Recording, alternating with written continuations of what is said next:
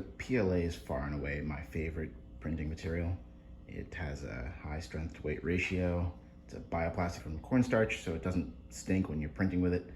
And it's just very tolerant 3D print wise.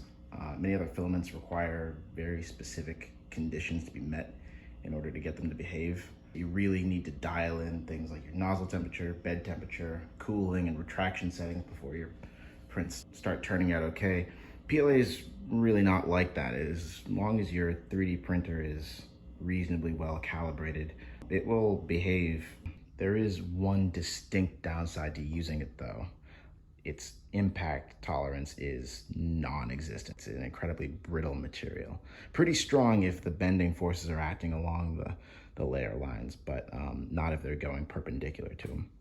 So that's why we're introducing another material. This is an elastomer called TPU. Prints just the same as PLA. Well, not just the same. It prints at a higher temperature, and you need to increase your retraction distance because it does like to string and ooze. And you do need to dry it. I did have to invest in a filament dehydrator because it's very hygroscopic. After like about a week being left in the open, it starts absorbing a bunch of moisture, and that moisture boils off inside of the extruder head, and that produces bubbles. So you do have to do that, but it is highly flexible, not just along the direction of the layer lines, but also against the direction of the layer lines. The idea here is that in the event of a crash, and let's be honest, I crash a lot. I'm actively designing these planes. Hopefully this will deform, give the whole rest of the airframe and the electronics inside and the whole system more time to come to a complete stop. If that sounds at all to you like the crumple zone of a car, that's because they operate on exactly the same principle. So here's the impulse momentum theorem. It's derived from Newton's second law. It states that the net force experienced by an object in, say, a collision is inversely proportional to the duration of that collision. So the real question is it going to be enough? Is my elastic crumple zone here long enough to save the rest of the plane? That remains to be seen. If I'm coming in really hot, I think that some amount of damage is going to happen. But who knows? Maybe if it's a gentler crash, it'll absorb enough energy to save the rest of the plane.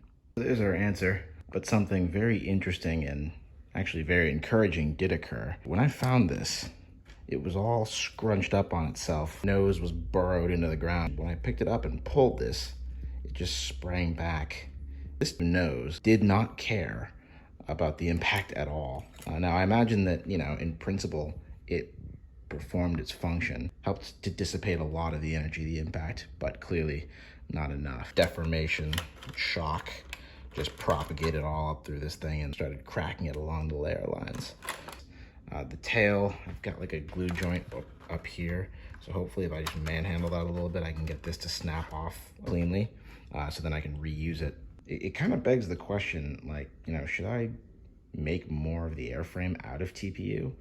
Because this stuff is flexible enough to survive impact, but it's also rigid enough to, hold its shape until you actually subject it to some force.